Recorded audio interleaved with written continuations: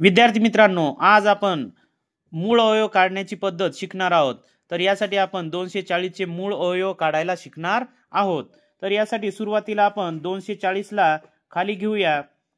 240 बरोबर, आता एक लक्षात घ्या विद्यार्थी मित्रांनो, 240 ही समसंख्या आहे, म्हणून याचा पहिला मूळ अवयव येणार आहे 2, म्हणून याप्रमाणे लिहून घ्यायचं आहे 2 गुणिला, आता 2 ने 240 ला भागायचे जागच्या जाग्यावरच, बे एके बे, परत बे दुनी 4 आणि बे शून्य 0, परत हा 2 खाली घेऊन टाकायचा आहे। 2 गुणिला 120 सुद्धा समसंख्या आहे, म्हणून याला सुद्धा 2 ने भाग जाणार, म्हणून 2 हा मूळ अवयव घ्यायचा आहे।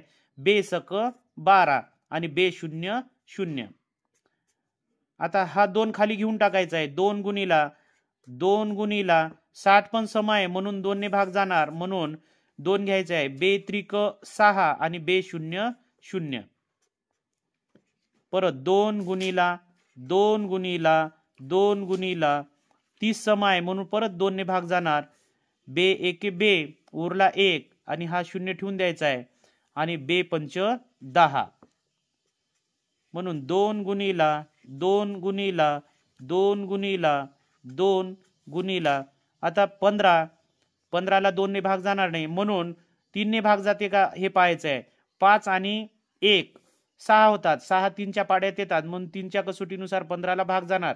अशा प्रकारे चेक करून घ्यायचं आहे। आता या ठिकाणी 15 लहान संख्या आहे, म्हणून आपल्याला पटकन माहिती आहे 3 5 15 होतात, परंतु मोठी संख्या असताना 3 ने भाग जाते की नाही यासाठी अंकाची बेरीज करायची, आणि या बेरजेला जर का 3 ने भाग जात असेल तर त्या संपूर्ण संख्येला 3 ने भाग जातो। तर अशी कसोटी चेक करून घ्यायची आहे। तर या ठिकाणी 3 ने भाग जाणार, म्हणून 3 गुणिला 3 5 15, अशा प्रकारे 240 चे आपल्याला मूळ अवयव आपण पाडून घेतलेले आहेत।